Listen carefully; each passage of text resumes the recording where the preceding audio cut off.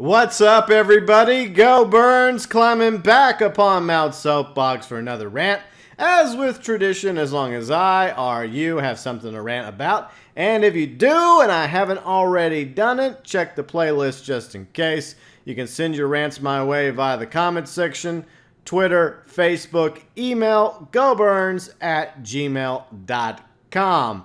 And if I like your rant, if it's well thought, if it's something I haven't done already, I will definitely consider doing it in a future rant video. Now, before we get started, the ACG International Podcast 20 redo is up.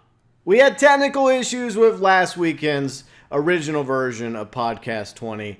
It's lost forever in time and space. I jumped the gun and just assumed that it would be up. Obviously, I was completely wrong, but fear not, ACG International Podcast 20, the redo version, is up at Carrick's channel, ACG. It was obviously Carrick of ACG, one of the best reviewers out there of video games, indie, AAA. He is the best in my opinion, along with Reg, Silver, myself, and we talked about a wide variety of topics, including what we're going to rant about today, which is the YouTube Terms of Service, the TOS, which has caused this big hubbub over the past few weeks. A lot of people are very, very salty about what's been transpiring. In fact, it started its own hashtag movement, hashtag YouTube is over partay. And I got an article linked in the description section for you to check out, along with ACG International Podcast 20 redo for you to go watch. And this is an issue that I don't like. I'm going to say that right now because personally, I am a libertarian. I believe in freedom of speech. I also believe in accepting responsibility for that freedom of speech. That means if you say something stupid like bomb in an airport or fire in a theater, yeah, the law enforcement authorities have a right to come down on your ass for saying something dumb like that. The same thing goes whenever you say something like controversial, like political figures do. They have a right to say it, but at the same time, there are repercussions for what they happen to say. All right, so what happened was it was discovered by several major YouTubers that their videos, well, some of their videos were starting to get demonetized, and they were trying to find out why. Well, here's the deal. And we're going to read this Reason article, which is linked below in the description section once again. YouTube says no to sexual humor, profanity, partial nudity, political conflict, and sensitive subjects in the partner content. So this is crazy. This is YouTube, which was originally founded as a bastion of, free thought, free ideas, abilities for you to make a channel, and it would be whatever you want the channel to be, with, certain exceptions. You couldn't have sex on there, you couldn't have nudity, you couldn't have any actual depictions of violence, going around beating up people or killing people, etc. Those things are kind of sort of frowned upon. But I think this is taking it a step too far. So here we go. There goes YouTube, the online video monarch, publicized rules prohibiting everything from sexual humor to any depiction of drug use to sensitive subjects and topics such as politics and war on its advertising-friendly video content.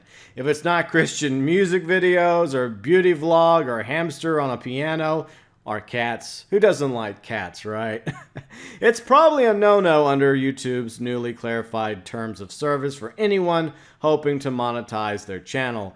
YouTube content publishers, both of those who are exclusively YouTube phenomenons, and offline comics, artists, journalists, and of course activists who rely on the site to spread and help fund their work, have been against the platform's seemingly new policy with the hashtag YouTube is over party, which is trending.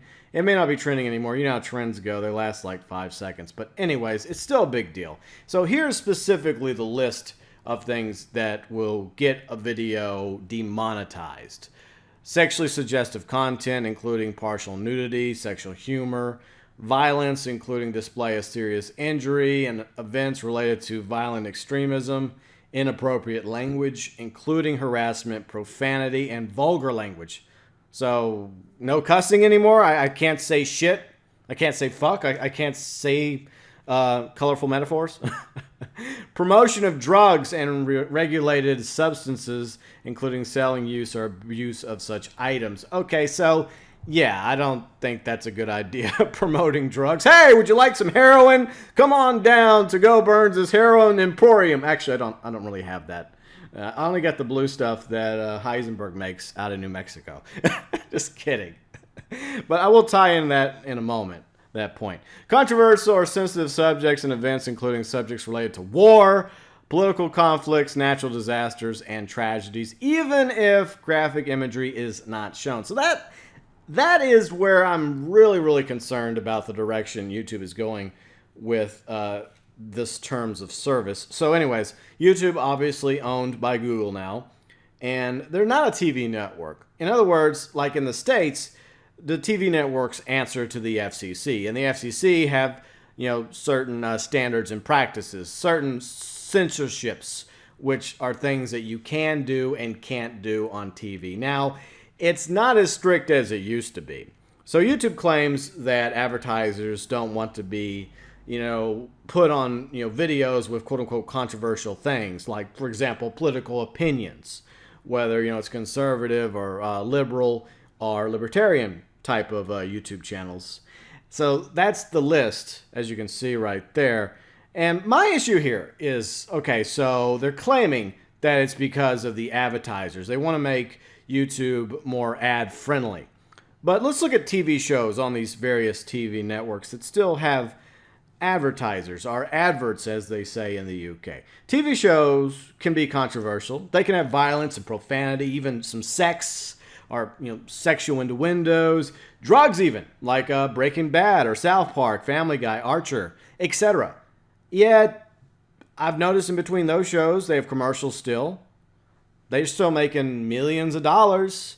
So what's the beef? What's the big deal? Especially since advertisers are obviously probably not spending as much advertising on YouTube as they do on these TV networks for, you know, South Park, Better Call Saul, Walking Dead, etc. They're spending a lot of money to advertise on these violent shows that are controversial, that have profanity, some drug use most likely, or they, you know, deal with drug subjects. Like I'm watching Bates Motel on Netflix, but it actually airs on A&E. And A&E also has advertising. So in between, you know, images of a big giant pot field or the trimmers, you know, with the weed and all the violence on there and the sex, advertisers seem to not have a problem, you know, putting up commercials on Bates Motel. So I don't understand that. But I mean, I don't really get this, I don't know, extreme decision by YouTube to go after big YouTubers and small YouTubers that, you know, violate all these things that would prevent them from having their videos monetized, especially since YouTube technically probably makes money off these YouTubers. And I don't agree with all the YouTubers out there with some of the things they do, but that's the point. Each YouTube channel has a right to do what it wants to do as long as it follows a certain set of guidelines, like I mentioned earlier. So I don't have to be a fan of, say, Keemstar or any of the other Drama Alert channels, but at the same time, they have a right to exist. I think they have a right to make money because, A, they're making money for YouTube, just like these violent TV shows that we just mentioned, the controversial TV shows make money for their network. So I really don't buy into the whole ad-friendly reasoning that YouTube claims to have regarding this move. Now, maybe what is required here is a rating system, similar to movies or video games. Maybe that would give advertisers the ability to select what type of channels they want or don't want their content on. Because some channels, you could say, are rated G channels.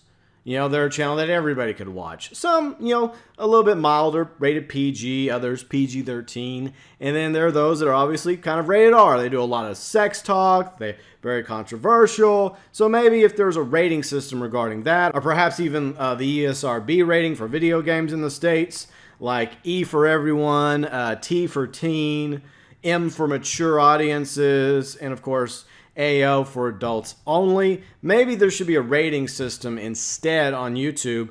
That way it lets advertisers decide what types of channels they want to add on. And that way, even channels that are a lot more controversial, whether it comes to sexual humor or profanity, or even controversial subjects like war or politics or natural disasters and tragedies, they still can have their channels monetized and get ad revenue. And the same thing would go for YouTube. So it just seems very, very extreme. And what's really bothersome is old videos are also getting demonetized. So for weeks, months, years even, some of these videos have been making money, not only for the content creators, but for YouTube as well. And now they're demonetized. So I think those videos should be grandfathered in because they were, created and posted before this change. And I'm going to use one example. Okay, back to the rating system. Now, there was a time when in the 70s when some movies got a little bit better rating than they should have gotten. Like, for example, Jaws in 1975. It has, and still has, a PG rating. Do you really think that that would fly in 2016? Jaws, a PG rating? Are you kidding me? That is an extremely scary and violent movie. It would easily get an R now, but it's grandfathered in. It has a PG rating and probably will always have a PG rating. The same thing should go with these older videos on YouTube. So what is this about, to be honest? I really don't know. Because, you could say, yeah, well, YouTube's just trying to be ad-friendly, but I think I've kind of sort of debunked that. I could be wrong. Let me know below in the comments section what you think this is all about. So either A, they're just being more transparent and this is the honest reasoning behind this move is that they're trying to be more ad friendly, which, like I said, I seriously doubt because of all the other networks carrying, similar types of shows still getting ad dollars. The other issue is perhaps they are censoring channels without technically censoring them. Because, we're not pulling the channel down. They still have a right to post their videos. They just can't make any more money off this content.